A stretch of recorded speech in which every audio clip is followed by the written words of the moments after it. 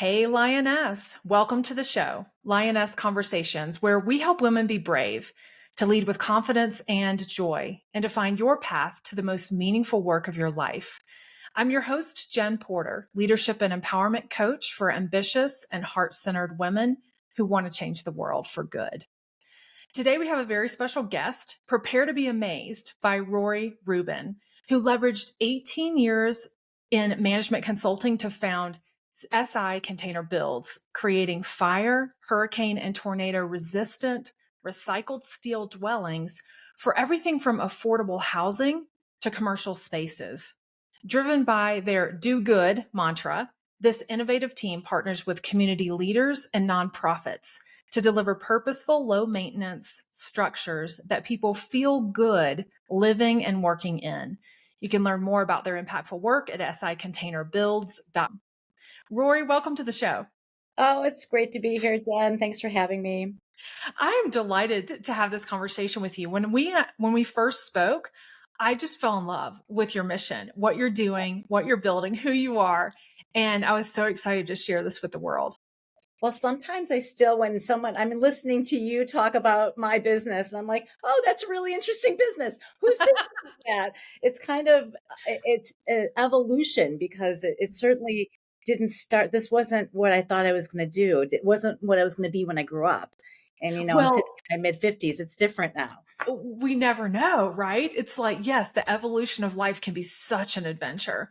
So I do want to find out how you got to this place, but first tell people what it is that you're doing.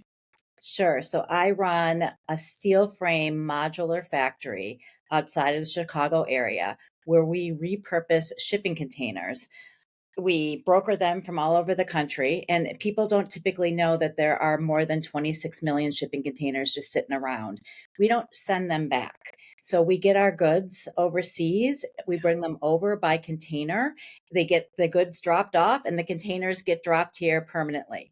So oftentimes people will drive down a highway and see them stacked. People will think they're being stored for something, and that's just a container graveyard. They're not Oh my being stored gosh. for anything. So other countries have been doing this for decades. There are other people in this country doing some of this, but it is a newer wave of being able to repurpose something that is truly meant to be repurposed into amazing different structures. Okay, that's just crazy. That's pretty crazy. 26, you're saying 26 million just in our country? No, all across the globe. And In the so there's world. more. And that statistic is probably a Old. good 5 or 6 years old.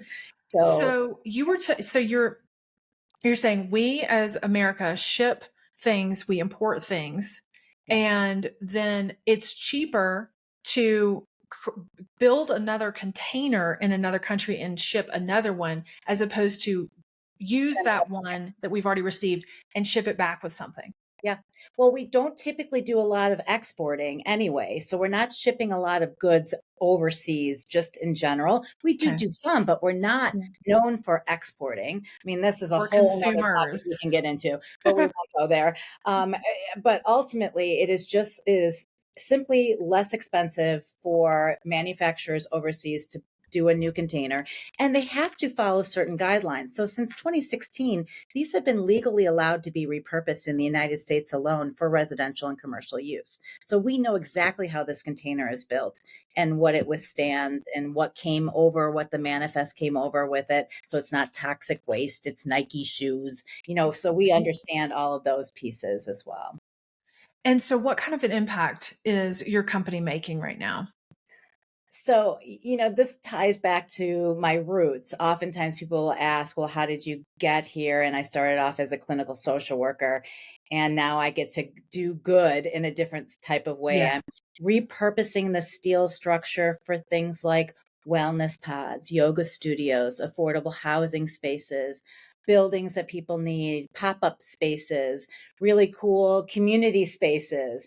And so it's the container, you think it, you can build it kind of concept. Architects are phenomenal in how they can recreate what they want. So I love this so much. And I love that you get to be creative with your work.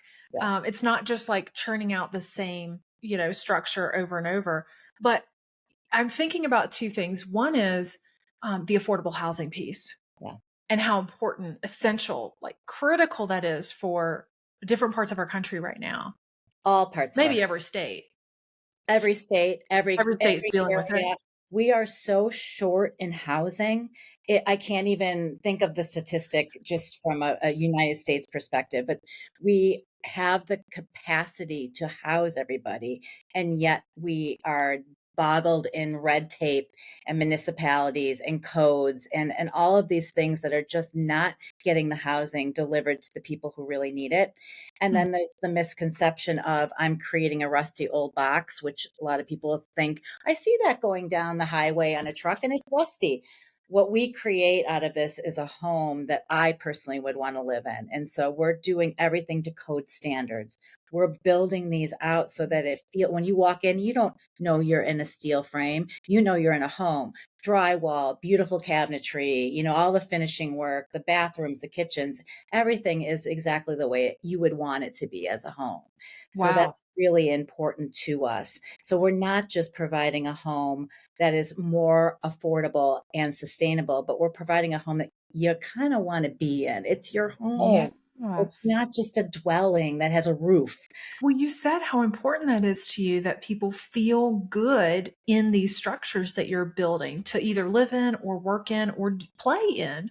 It's got to be their safe spot. The world is really tough out there. It's a lot of challenges, and you need to be able to come to a space that you can feel good about, that you can wrap yourself in a blanket and sit on a couch or crawl into a nice bed and feel like a tornado is not going to come back and shake you. So No one kidding. container, when I build it out to a 1-bedroom unit, is 18,000 pounds.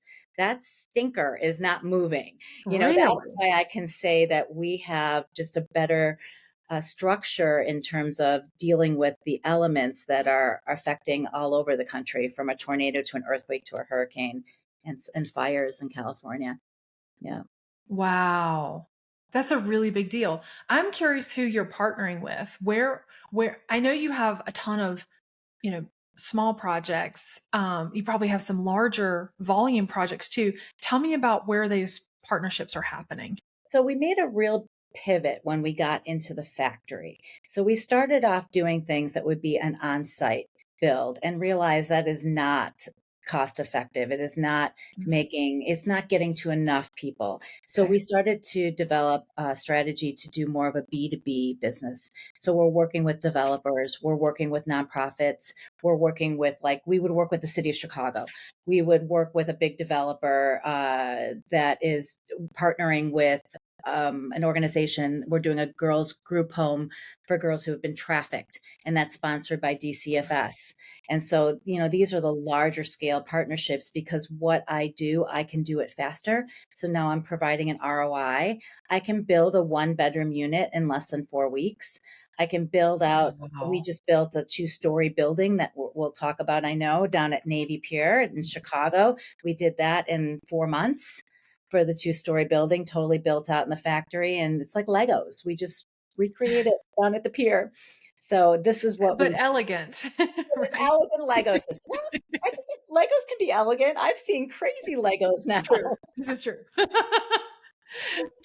Like, So, where are you helping to solve the affordable housing crisis? yeah, I mean, this is a great pitch, because right now I have a formal meeting with a big time developer in the city of Chicago that's partnering with multiple charitable organizations looking for housing. And he needs 1,000 doors, which means 1,000 units, Uh-huh. whether it's single family or multifamily units, Yeah. to be done within the next couple of years. And that's just one person in the city of Chicago dealing with Wow. that. There are more.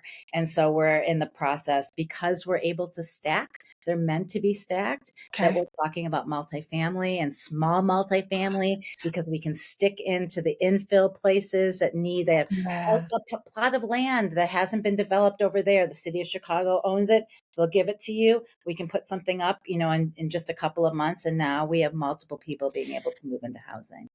Do you and your team have capacity to do like 1,000 across 2 years? I would love to say that. That would be an incredible outcome. I think that we would be moving into a different factory to do 1,000. But Yeah. could we do several hundred?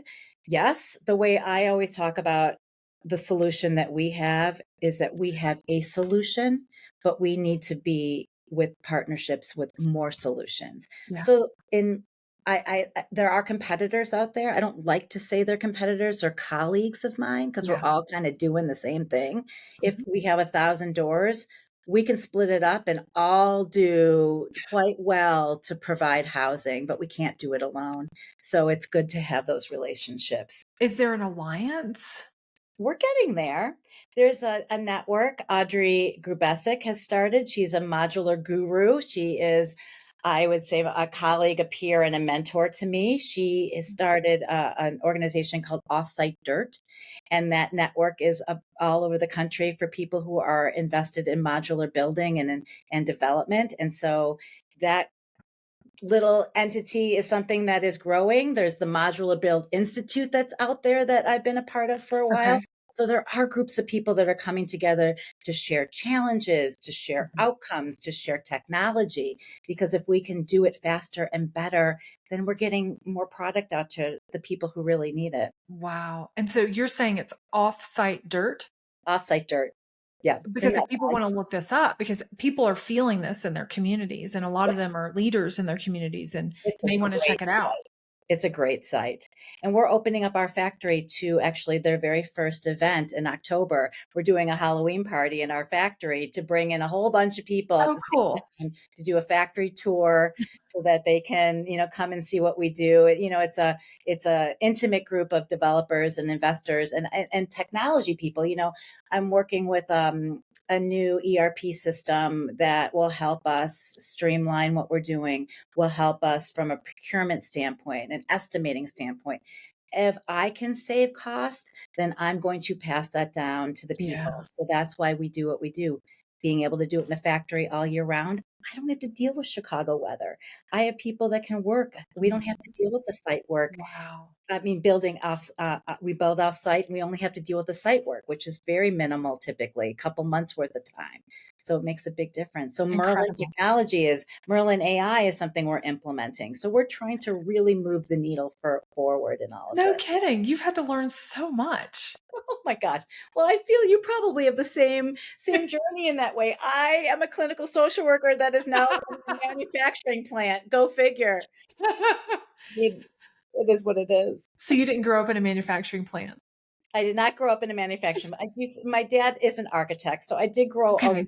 around the love of building and Okay. design and enjoying the architecture piece and the art history piece. But I didn't do anything with it until I woke up at 48 and I turned to my husband and said, I want to start a business. And the joke was, he just looked at me, he's like, a midlife crisis. Don't you think you could just buy a car? And I said, no, I'm going to start a business. So, What was that about? What happened on that morning? What was happening in your life? what was happening? I had done management consulting for a while, and I had worked in a manufacturing area in my last gig as a consultant. It had nothing to do with what we're doing now, but I liked it. I thought it was interesting. I like the business side of social work very much. I think I tie in my social work because as a leader of a company, everything is about my people. And so I want to make sure that they enjoy coming to work. I Yeah. want to make sure that the environment that I am providing to them makes sense. I invest in them wholeheartedly, even as a startup, as a founder, it's important to me. And I just feel like I was missing out on taking control over some of that and leaving a legacy. I know other people talk about leaving a legacy. I have two children who I'm about to be an empty nester. And I was thinking, when I'm gone, have I done something that is meaningful enough for people to say, I remember she did that. And I hadn't done that yet. And I That need was on your mind. what was on my mind for a long time. I wasn't ready. I wasn't ready to do that in my 20s and 30s, and Yeah. not until my late 40s was I able to take that risk and say, I think I'm ready to do this. So what was happening in year 48 that you woke up and said this to your husband? It's truly like Joe keeps looking at me. It's like, this is midlife crisis, right? Because this is how it works. And I'm like, I don't know, but I really, this is my chance to do it. I felt like it was now or never. I felt like I had just enough experience and knowledge to do something good. And the lessons that I learned is I don't have to know everything. I'm just going to Mhm. find out how to do it and surround myself with the people who know how to do it. Well, And so let's pause there. We don't have to know how to do everything. we think we do sometimes. Well, we want to know because We that we love certainty, and it's just doesn't. It's not. It doesn't exist. Yeah, it really doesn't.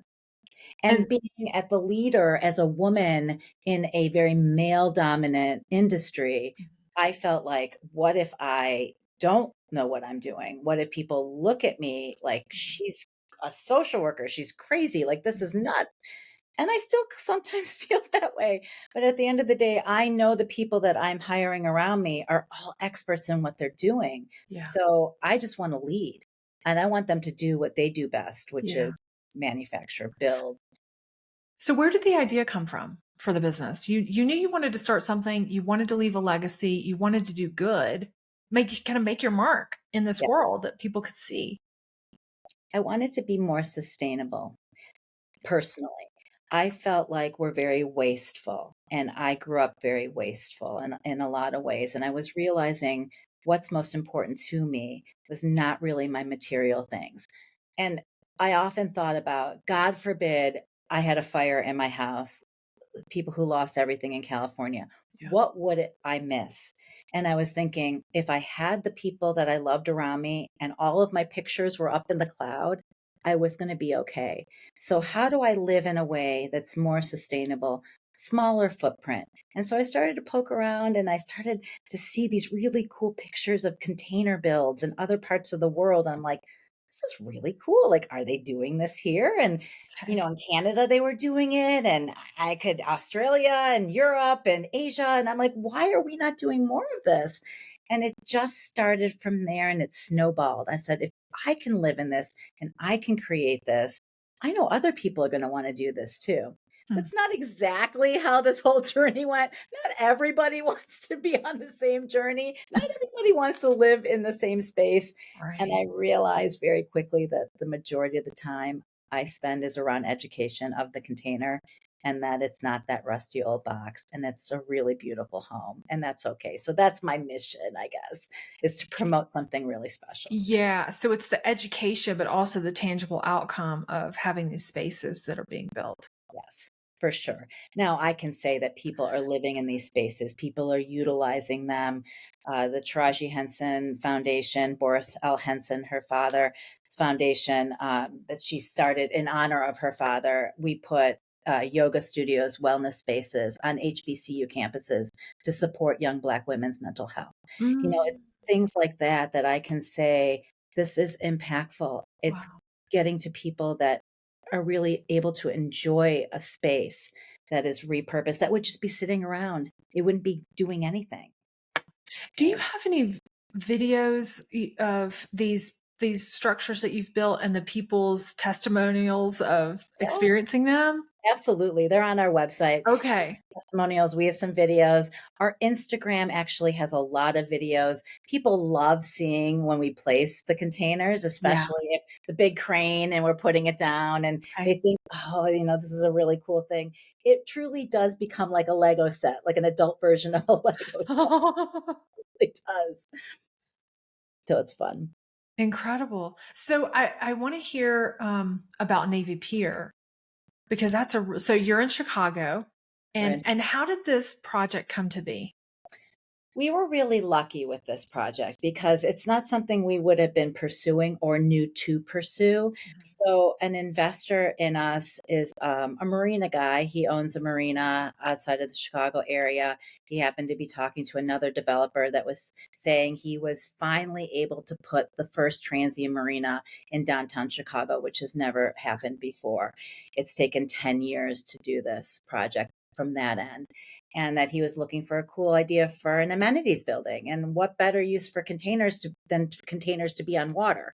They come from water on a ship, they should be on water. So we've literally placed this 2-story building that we just placed last week on Lake Michigan on these huge piles that have gone into the sand bed of Lake Michigan. It's really a cool thing. And having the Mayor Brandon Johnson last week at the soft opening, being able to see the building and represent what Chicago really is, which is a wonderful place to live and enjoy. And now boaters from Michigan and Wisconsin and Indiana and anyone who just wants to take their boat for an hour can come down and enjoy Navy Pier, where the big Ferris wheel is in downtown Chicago with the building that we have. And so say more about why that's so significant for Chicago. Why has it not had something like that before? I don't know the whole history. All I know is that the marinas that Chicago have are marinas that people pay for. I think it's either for a season or year long to dock to keep their boats Mhm. during the time of the boating season. And for whatever reason, Chicago has never had a transient marina where people could enjoy, come down into the city, dock their boat, and then spend money in the city or spend money on Navy Pier before. So the revenue that it will have coming in for Chicago is I can't even fathom it. I mean, it's really a special thing. I think it's very special for me because now I get to say in the back of my head, my father being the architect, that we've actually changed Chicago's skyline. Yes. You can actually see this building and the skyscrapers behind it from Lake Michigan on Navy Pier. I mean, it's really That's fun. insane. It's amazing. It's almost like something I don't really understand quite yet until I can see people truly enjoying it, but it's been fun. So people would not have been able to, come to shore, come to the marina, park their boat, and get out and enjoy Chicago. They would not have been able to do that. Now they can. So what is that building like? What's inside it that people are going to be able to use or enjoy? So when you book a slip for whether it be an hour, a day, a week, however you want to do it, when you register your boat for that particular time frame, you're able to use what's called the amenities building, which will give you access to the bathrooms, the showers, the laundry facilities, a ship store, a boater's lounge where you can have food and enjoy family time, watch a game, managers lounge, staff lounge, and all of that. If you want to get off your boat and just be off your boat for a little while and have like a nice little space. The view is beautiful of Lake Michigan, so you can just enjoy that. Or you can enjoy Navy Pier itself, which has wonderful restaurants and everything on it. But I think it's nice just to be able to go to the bathroom, take a shower, do your laundry if Yes. you have to. Stay in Chicago for a long weekend and enjoy it if you're coming Wow. down from Michigan or Wisconsin. What a win. Because it's a win for the boaters, It's a win. right? Who can Big enjoy win. this. And then It's it's a win for Chicago because they're spending money there and it just changes the whole quality of the experience for these individuals. And you built that.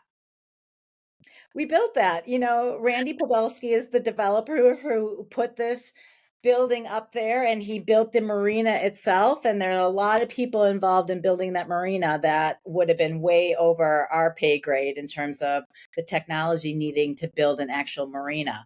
But Uh-huh. I do think that this building itself is pretty special, and I think people really enjoy it. And I love the fact they Wow. actually kept it container-esque.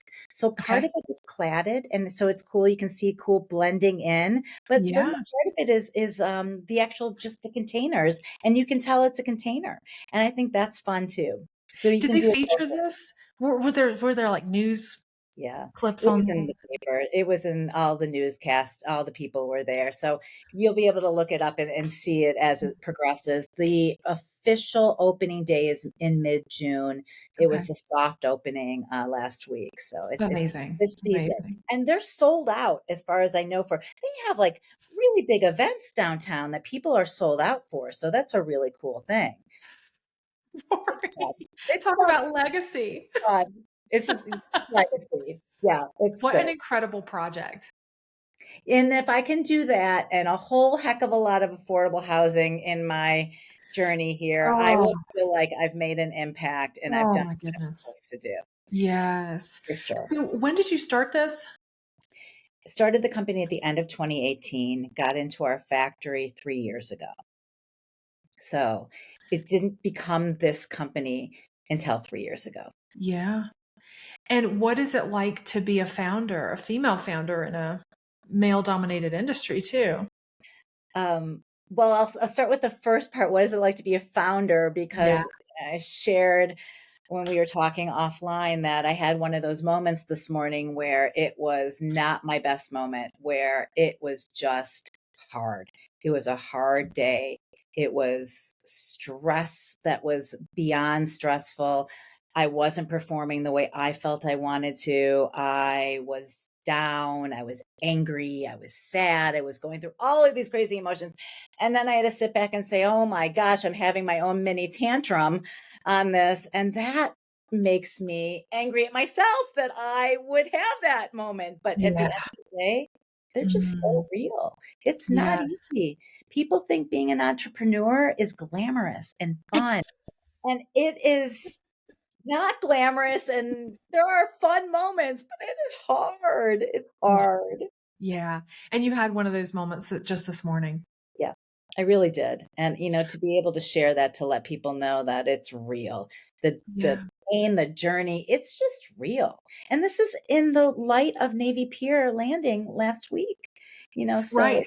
Right. It's like a mountaintop experience. And then, you have reality set back in and you've got challenges to overcome. So absolutely. what triggered some of that? Are you able to see like the stressors, like a pattern with that? Yeah, I would say that as anybody who's ever founded a company, anyone who's been on a journey of a startup, we're not a startup anymore. I consider ourselves teenagers because we've been a few years in with some good wins. But being a teenager is hard because you're always wanting to make sure the business is on its right leg Yeah. and fiscally responsible and people are happy. Your clients are happy. The people who work for you are happy. Mhm. You're happy. Are you doing the right thing? Are you going the right direction? These are just questions that are constant. And then being a female in a male dominant industry Right. where I don't have a ton of peers is always just a personal struggle. That's hard. What does that feel like? Um, I'm imagining I'm seeing the mountains behind you. Do you feel the weight of those responsibilities on your shoulders, or what does it feel like to you? I think it feels like I need to figure out a better way to practice more grace. And I Mm, say that because I think my male counterparts don't even think about that. And I think they just are okay. And for me, I need to be okay a little bit more so and realize that I'm going to maybe do things differently. I look different. I might respond differently, but it's okay. mm. And, those are the things that I have to be good with. It's not really about how everybody else sees me. It's really about my own personal inner journey, right? Oh, that is so true. That is so true. It always starts with us. Yeah, it does. And that's hard. And there are days that it works, and there are days that it just doesn't work, that it Yeah, sucks. that's right. And it's so interesting you mentioned the word grace. I was just talking with a dear friend who is grieving, and I left her a message yesterday. I said, I just remember to have grace for yourself through this. There's no right way or easy way to Yeah, move through what you're going through. And those expectations that we can't be 100% all the time. We just can't. I mean, I shared with you before that, I am an emotional person. And so it's not uncommon for me to, throughout one of my days, to have tears because I am affected by mhm, things. I'm affected by things that happen to me that are happening to people that I love. And I let myself have those good cries. And then I come back into supporting a client. They don't know that I've just gone through that. right. Sometimes I share, but a lot of times, with a client, it's always about them. It's totally about them. It's the same thing with your partners and your team. You want to show up for them as the leader, but we have to be able to take care of ourselves We and be do. honest and true with how we're doing We're and not give space taught for that. that. We're not, as women, I don't feel, at least I wasn't. The generation, I guess I'm Generation X, came from parents that grew up with a very different work ethic, with a very much pull yourself up by your bootstrings. You Yeah. don't show emotion. Emotion is weakness. And, that's something that I did not want to pass down to our kids. Yeah. I wanted to learn a different style faster. I don't always do that. I still have my parents in my ear a little bit. One is deceased, but I still have her in my mom in my ear too, I think.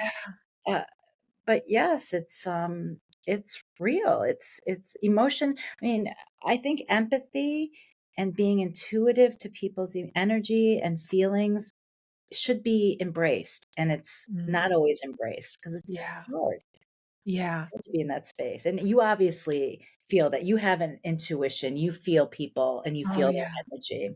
Oh, so much. So much. I'm a deep feeler. And I Mhm. like that about myself. I Mhm. didn't always.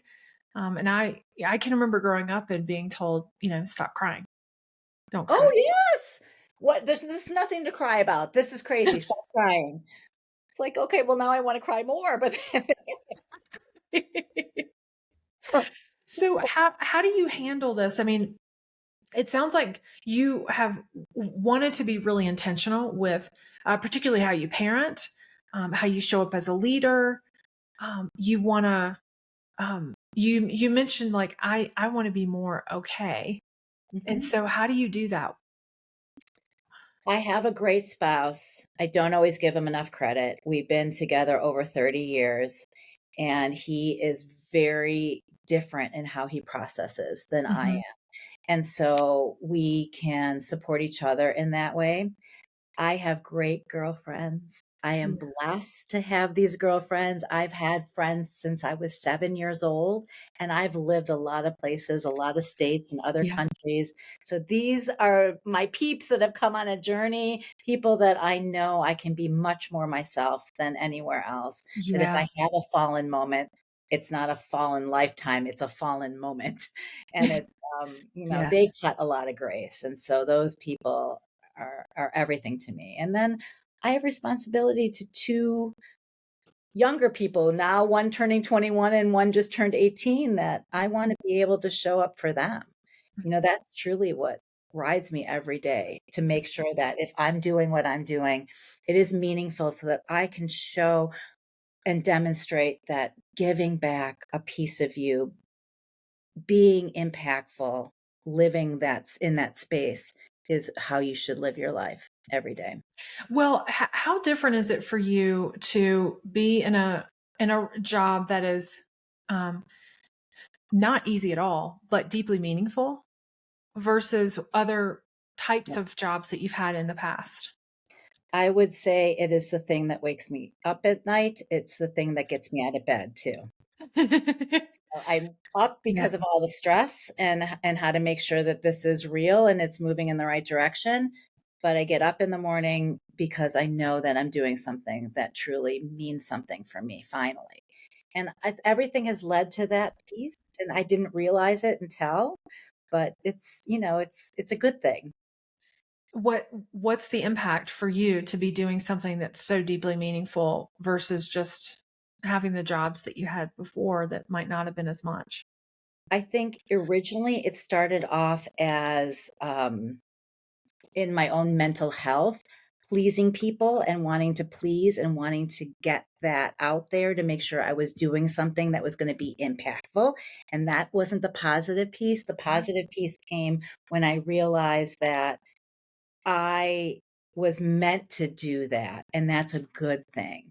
And so I could kind of rephrase and reframe the Mhm. people pleasing in me to actually be impactful to people because it's supposed to be that way. I But don't know if I explained that say correctly. more about that Yeah. because you're onto something really important.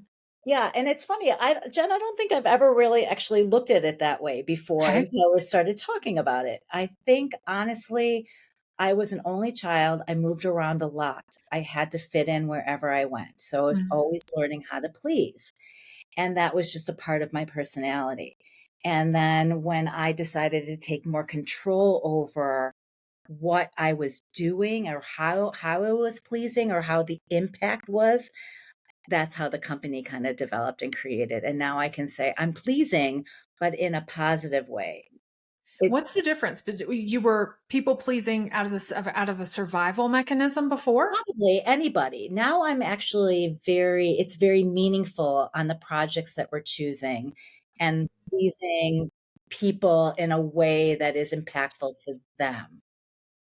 Oh, wow.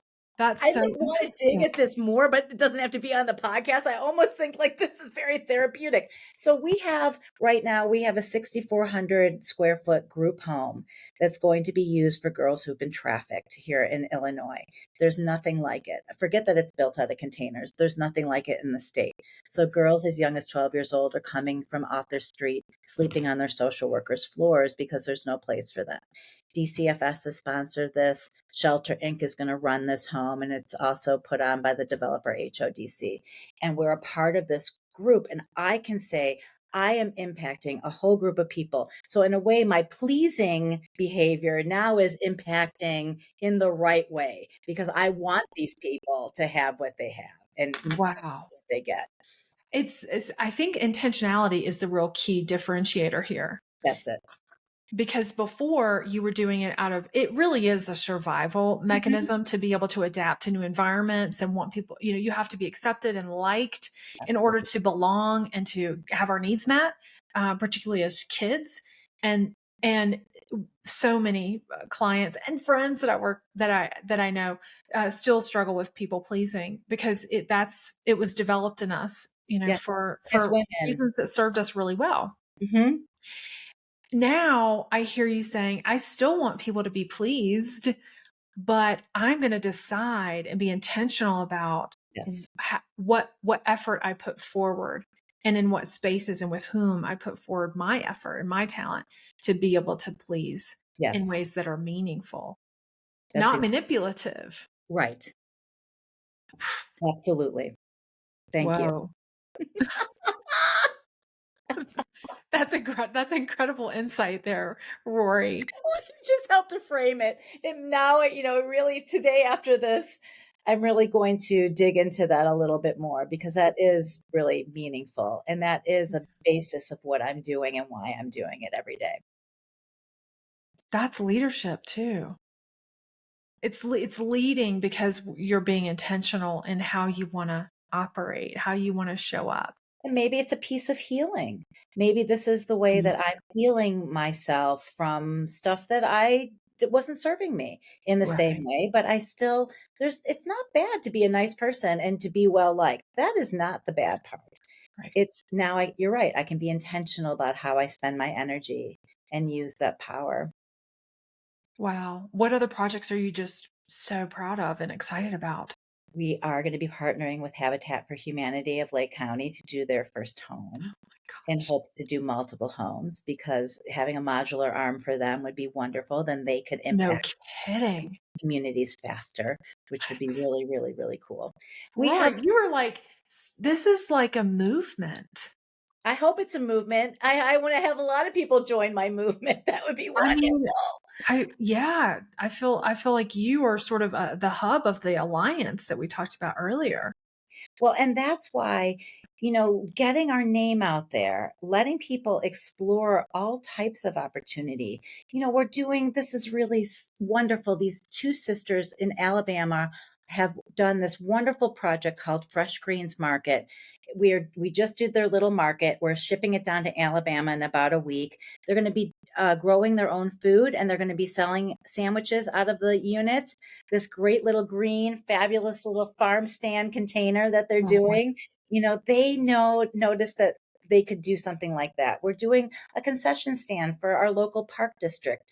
We're talking with the Obama Foundation to do some really cool pop-up retail spaces when they do their big center here in Chicago. There's all sorts of very cool fit. The container is a beautiful thing. It really is. how are these people finding you? I don't know. I don't know. People, I have people that work in social media and marketing for me very organically in a lot of ways. I have a really awesome team of people. But at the end of the day, I think it's a lot of word of mouth, right? Like I talk to one person and then that person says, oh, that's really cool. My friend needs supportive housing in their community Yes. or different things. I mean, it's amazing. It explodes. Wow. It explodes. So, how should people be thinking about you? Because the sparks might be going off in their minds as they're listening. Because what I think what is super cool about what you're doing is everything can be customized. It's Yeah. not it's not cookie cutter like, hey, here's your one option. You're listening to what is the need, how is this going to be used, what's the purpose, and then it sounds like you're like um architecting whatever it is that's needed. And so people might have all kinds of ideas like the ladies in Alabama, which is so cool. Yeah. And So the safe house. And I mean, just exactly. incredible. So how should people be thinking about when to come to you? They have a concept, they have a need. Yep. What's the process? So, because we work only with B2B, the people that we would be working with are not individuals that want a custom home.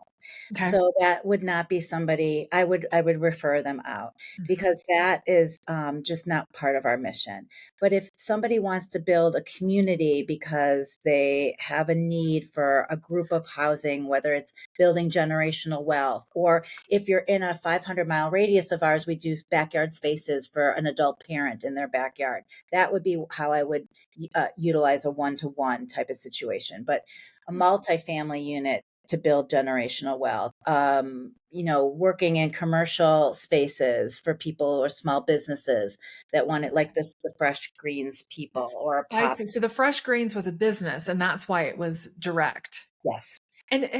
What's the connection between the generational wealth? Tell me more. So the thing that I would love to do more of is not just affordable housing, but affordable housing with the opportunity to build what's called generational wealth.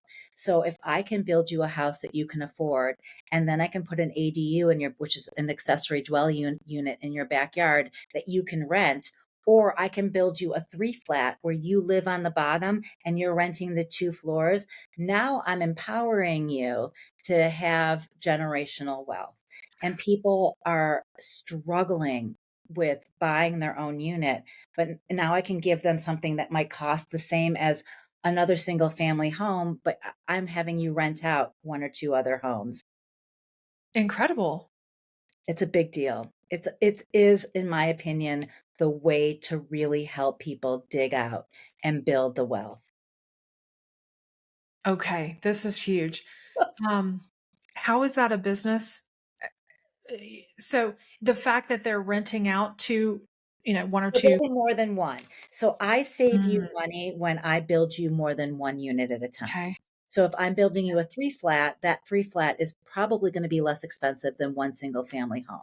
So I'm Yeah. going to build you a three flat and you're going to rent out two of those spaces.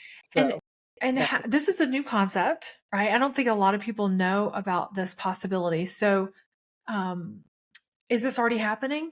it's starting to. So California was a really big pioneer as a state to allow for accessory dwelling units statewide. So Mhm. they were allowing people because they had such a housing shortage. It's so much worse now than ever before because of the fires, but they were allowing people to bypass a lot of the regulation to get a unit in their backyard so Okay. that they could rent out spaces to people. Massachusetts has done that as well.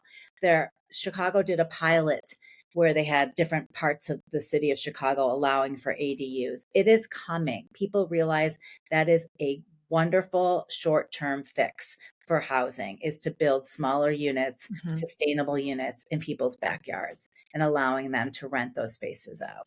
I think the difference in what you're describing is I'm used to that. So in Colorado, there were especially, I don't know, in the I mean, 2001, 2002, like crazy ADU. And I think they cut off I don't even know what the laws are, but it was hard to get approved for one because there was too many. Well, But and I think that they were probably not always building them to code. So that was the thing that people fell okay. off on and how they were building things. And But it that's was like already an established home, and then they're trying to like force fit an ADU somewhere on that property Mhm. and then rent it out and make money. But you're saying someone who that maybe is their first home Yeah. that they're owning to Yes. intentionally go ahead and build it as three flats Yes. and immediately have income coming in to help pay the mortgage and more. It's huge. It's huge in urban, underserved communities, especially. This is a wonderful opportunity for people to have home ownership and to get something else that they can use to pay their mortgage Wow. and keep family members close. I mean, I can go off on a tangent on how we don't support our aging community at all and that our assisted livings and our nursing homes are outrageously expensive. Why not have mom and dad in your backyard? But have an ADU so they can stay as independent, but maybe they do need a little bit more support, or an Yeah. adult child that can't. Colorado is not cheap. Denver is certainly not a cheap area anymore. No. Chicago, people, the rents are insane. Yeah. A kid out of college can't even afford to live anywhere. It's terrible. Well, and you brought up sort of multi-generational living, and I've learned by seeing other cultures around the world that we do it really differently in the US. We're very independent. We sort of kick our kids out, and it's like you're on your own, Good luck, and so then it puts everybody in a hardship because there's no one to take care of the kids, right? right? Babies, toddlers, and there's no one taking care of the seniors. Yes. And so I see other countries and I'm like, oh, That's how it's oh, supposed to be. that's how Oh, it's the supposed to be. grandparents can be in the backyard in their own space. They can help with childcare maybe. Exactly. And I mean, and having those bridges built around a yeah, family environment, it makes me very sad when I can see other we're well traveled and we've spent time overseas. We've lived overseas, and to see that other countries just really treat the generations yeah, differently than we do. I'm not sure why we started off yeah. this. I'm in a mentorship program through my church, and so we mentor the younger women, and uh, we were talking about how in other countries that this wasn't. And so it was one of the women who's also a mentor lived in a different country at a particular time, and she said, "Oh, we could start we could offer mentorship." And the young women were like, "Why would we need that? We've got our aunts and we've got our grandparents. We've got all the Right. families all around." They're And so lucky. They don't exactly. realize. And we don't realize how, um, what's the word? Sort of stripped we are of some of those things. It's like, why are we so lonely? Why are we so Yeah. isolated? Why are we so stressed out by money? Why are we, it's like all of these things. Mhm. Oh, because we're not living the way that we were designed to We're not live. near our families anymore. We're just not. And my daughter right now is in Vermont at school, and she loves Vermont. And I encouraged her to go and do whatever she wants. And Yeah, right? I'm thinking, like, maybe I shouldn't have done that. Could you please move home at some point? Like, Well, it sounds like a really good thing, right? Is go, do, live your life, do those right, things. be independent. But there are trade-offs, There very, are very trade-offs. significant trade-offs. So I love what you're offering. And I'm so excited to be able to share this because I want other people around the country to know that this is available. Well, and to know that even though we're in Chicago, the advantage that I have is that it fits on a flatbed truck or on a rail. Containers are made to go from ship to truck to our factory, back to truck to get to where they need to go. It's an Yeah. easy process. And you mentioned in our first conversation, you are licensed in all 50 states. Is that right? We are. So that we are able to provide because we build a code. So we're whatever municipality people are in, if a developer, like we're working in Wisconsin, if a developer wants to do something in an area, we will make sure that we are following and practicing the code for Yeah. Wisconsin. So it's different how we would build in northern Wisconsin to how we would build in Texas, where Mhm. the heat is different. Our code, the insulation is going to be different. So we take that very seriously. Wow. So if people are listening in California or Oregon or different parts of the country, and they're, I mentioned to you a friend who is really passionate about solving the housing crisis She's in Oregon, I think you she's in Oregon. And so I thought, gosh, what an amazing partnership this could be because they're, I don't think that everybody that's working on these things or maybe cares about these things realizes there are solutions. I It's like you sort of it seems so big, Right. it feels hard to solve. Like, what It do we even does, and do? it is so big, and It it is is. hard to solve, and that's Yeah. why I don't look at the people who are doing it next to me as competitors because there's so much need. Yes. So really to be able to learn from my colleagues and explore and how to fix things together is the only way we're gonna do this well, and we can do this well. Other countries have demonstrated this. This is How not new. So one of the things that I'm tangentially aware of is that you have to get a lot of people to agree, a lot of different kinds of people involved, developers, landowners, government, city council. Like there's a lot of the groups and people that are involved that can almost stand in the way. Yes, Or it's just hard to figure out how to get all of those different parties with different agendas, even if they all care about the issue, to come together. And so I'm curious, are you able to play a part in some way yes. of being almost like maybe a mediator, but as It's coming an in to present educator. a solution? It's Say an again? educator. It's an educator. So Okay. truly that's where I live in. That's my Yep. is I spend an awful lot of time educating. So I sit at city council meetings. I go with developers and I pitch with them.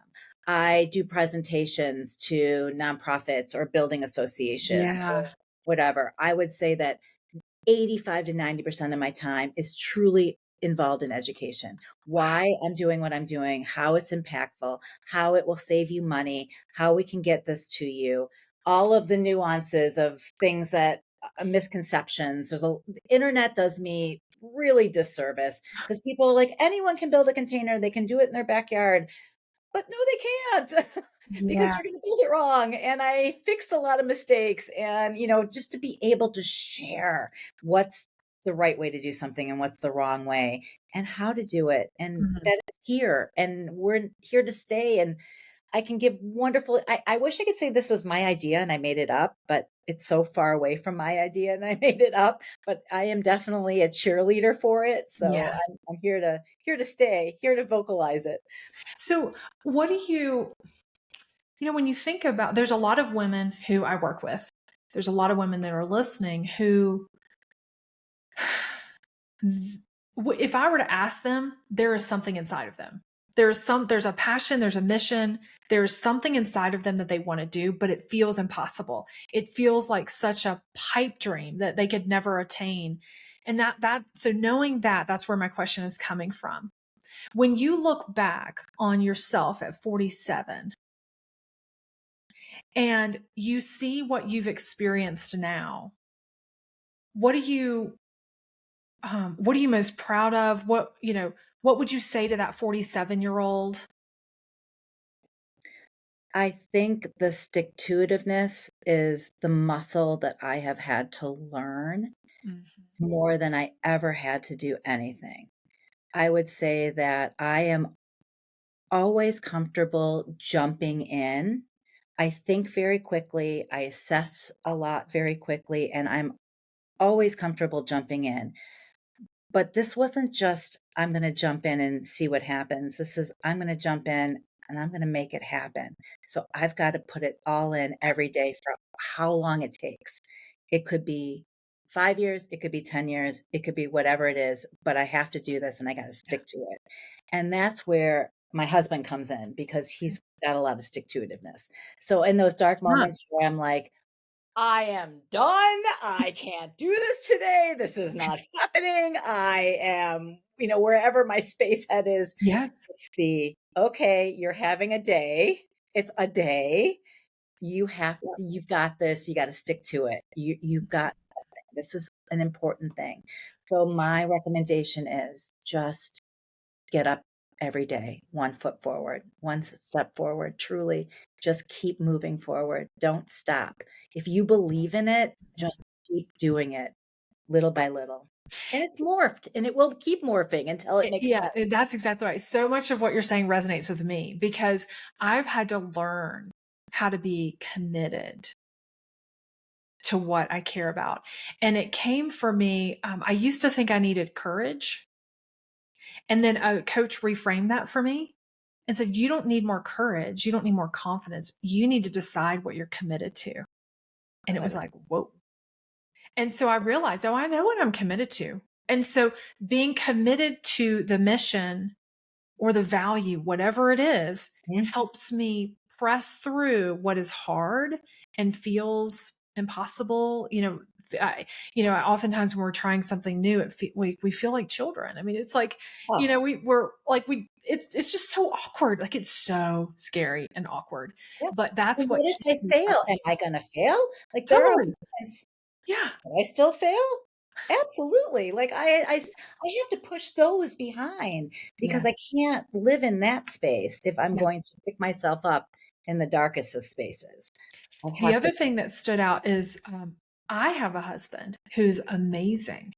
And sounds similar characteristics in that he is a very resilient, grounded person. Mhm. And so he can handle my doubt Mhm. and uncertainty and like freak out moments.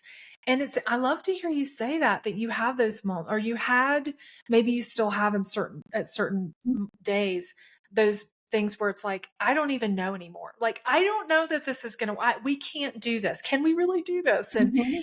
And to have people in our lives who believe in us, oh my gosh, and that's what coaching is. That's what I do for other people. I say, I hold belief for you when you can't. But you have to have it. You have to have someone to do that for you too. Yes, that's exactly right. Because when somebody believes in me, it's like, it like fuels me Mhm. when someone believes in me. And that's been a huge part of my story, is that there are people who across my life have believed in me, saw things in me that I definitely did not see in myself yet. But Yes. I needed them to call that out, to see it in me, to believe it in me. And then I was like, oh my gosh, they were right. It was Yeah, there. But we need each other. we do. And we need to be able to talk about it. And it might not be one person, it could be 10 people. And but to find somebody that's going to have that voice for you when your Yeah, voice is very, very quiet in your that's head. right. That's exactly right. Wow. Oh, I had a mentor. She's still, I consider her my mentor. She was my boss, and she used to say that little voice inside your head is not your friend. And there are many times she's absolutely right. That little voice, and this is too hard. You don't have to do this. Yeah. This is not, she's right. That is not my friend. Instead of Yeah. saying, you got this, you keep going. Tomorrow's another day. I don't hear that voice as often as that Yeah. little screechy Yeah. voice. I like to ask clients, whose voice is that? I honestly don't know because it doesn't seem like it's mine, but it is Exactly. But to mine. differentiate, right? Because there's a lot of voices that we can hear, but there is a voice inside of us that is ours. That's Yes. our intuition. That's our gut. Um, that's the thing that we can trust, but we Mhm. have to practice trusting that voice. And That's a great. there's a whole, like, you probably know about this being a social work, but there's all these things that we can do to interact with our fears and those voices. I don't think we have to like shove them away. I think Mhm. we can befriend them, but It's like recognize a it's that movie. intentionality. There's that movie where they talk about all of the emotions. The Inside Out. Yes. Yes, Inside Out. Yeah. Yeah. Yeah, it's been really helpful for adults to be able to start, and of course children. That movie was very helpful to Mhm. understand our emotions. I like what you just said though. The voice though, it's finding the real voice. Uh-huh. And the other stuff is just noise, and it's okay. That's right. Noise is there, and noise can protect us. We need some of that sometimes, but I like to find that real voice, the one that Yeah, I wanna trust. the authentic voice. It's authentic voice. I love what you're doing. It's so inspiring. You're gonna change the world. I mean, you Thank already are. You're changing the landscape of Chicago. You're changing the lives for these girls, changing the lives for these women who are starting their business, and people that people are gonna have feel free homes. to reach out to me. I am all about having Well, conversations. yes, I think you're unique in that way, that you're not just manufacturing these. It was so. I'm going to share with the audience when we first came on, and I said, "What is that noise?" And you're like, oh, that's the plant. They're like building the things. And so Rory stands up. She's gone like 2 seconds. Shut it down. Like she shut down that noise. So she is the boss there. Um, but I love that you're not just doing that. That's so important. But you're also the educator. You're also the one helping people think through how this could be a solution for their communities. And that's just incredible for you to be able to give of your knowledge and insight about what this could be.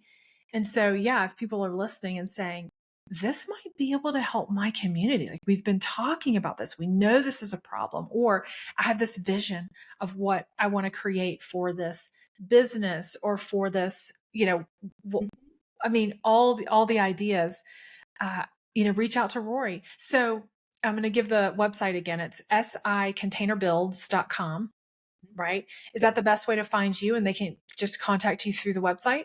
They can. There's a form that they can fill out. Most likely I'll see the form. So Okay. they can even say that they heard the show Yes. and make note of that. But regardless, I will definitely email back. I really tried to be very good about calling people back and emailing back in a very timely manner, because I know how that feels when people just want to know that they got heard, even if it's Yes. the right fit. It's okay. Yeah. Yeah.